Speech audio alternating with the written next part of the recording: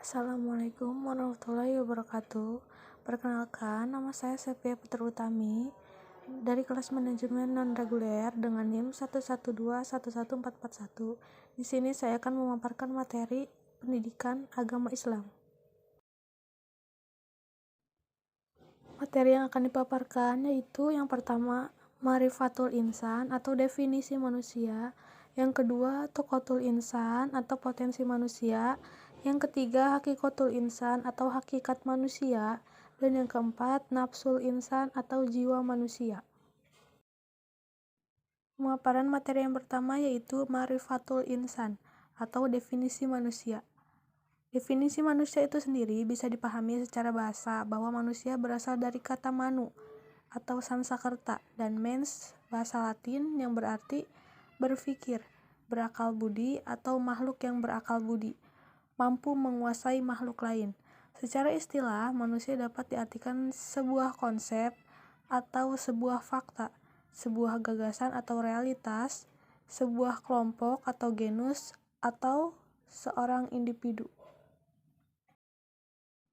Berikutnya ada asal penciptaan manusia. Yang pertama, tanah. Dalam penciptaan makhluk hidup, termasuk manusia, beberapa ayat Al-Quran menyatakan pentingnya peranan tanah liat. Yang kedua, ruh. Ruh merupakan zat yang tak terlihat, tetapi hakikat ruh itu terasa eksistensinya dalam jiwa manusia.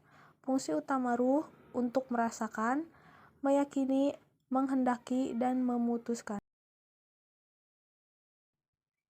Unsur manusia. Dilihat dari asal penciptanya, manusia tersusun dari unsur bumi dan unsur langit. Unsur bumi karena manusia diciptakan dari tanah. Unsur langit karena setelah proses penciptaan fisiknya sempurna, Allah meniupkan ruh kepadanya. Dari dua unsur itu, berdasarkan fungsinya, manusia disimbolkan dengan 3 unsur utama yaitu hati, akal, dan jasad.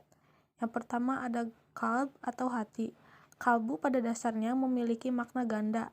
Ada maknanya secara syariah dan hakikiyah. Secara syariah, kalbu diartikan sebagai segumpal daging yang mana buruknya akan memberi dampak besar terhadap jasad seseorang. Yang kedua ada akal. Di dalam ruh manusia bersemayam pula akal atau al-aqlu. Disebutkan pula bahwa tempat al-aqlu ini adalah di dalam al-qalb, hati. Bagaimana al-ajmu. Akal juga bukan otak karena otak bahasa Arabnya dimag yang ini bersifat fisik. Dengan demikian, akal pun bersifat abstrak, akan termasuk karunia Allah yang terbesar bagi manusia.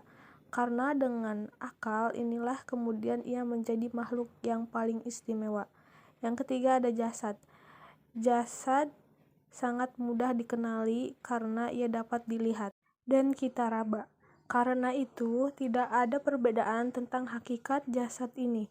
Yang terpenting bagi manusia adalah menggunakannya sebagai pelaksana, sebagai apa yang telah ditekadkan oleh hati dan direncanakan oleh akal. Berikutnya yaitu amanah manusia. Amanah al-ibadah atau ibadah. Dalam kehidupannya di dunia ini, manusia diberi tugas-tugas agama, yaitu mengerjakan perintah dan menjauhi larangan, di mana jika dikerjakan mereka akan mendapatkan pahala dan jika ditinggalkan mereka akan mendapatkan siksa. Amanah al-khalafah atau kepemimpinan di muka bumi.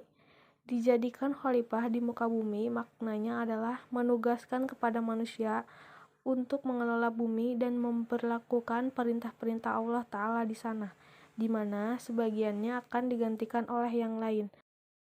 Materi berikutnya yaitu Hakikatul Insan atau hakikat manusia. Hakikat manusia dirangkum dari dalil-dalil yang ada, maka dapat disimpulkan sebagai berikut. Pertama, makhluk yang diciptakan, ia diciptakan di atas fitrah Islam sebagaimana makhluk-makhluk yang lainnya. Kedua, muharram yang dimuliakan, dari Quran Surat At-Tin ayat 4. Yang ketiga, mukhayyar atau yang bisa memilih, Quran Surat Al-Insan ayat 3. Dan yang keempat, mukhalaf, yaitu yang diberikan beban, dari Quran Surat Al-Baqarah ayat 30. Selanjutnya ada potensi manusia. Yang pertama, pendengaran, penglihatan, hati, penyakit jasad, dan penyakit jiwa. Materi selanjutnya yaitu nafsul insan atau jiwa manusia. Pertama, jiwa yang aruhnya mampu mengembalikan al-hawa. Kedua, jiwa dan ruhnya tarik-menarik dengan al-hawa. Dan yang ketiga, jiwa yang aruhnya dikendalikan oleh jasad. Baik, cukup sekian pemaparan materi yang saya sampaikan. Apabila kekurangan, mohon maaf. Wassalamualaikum warahmatullahi wabarakatuh.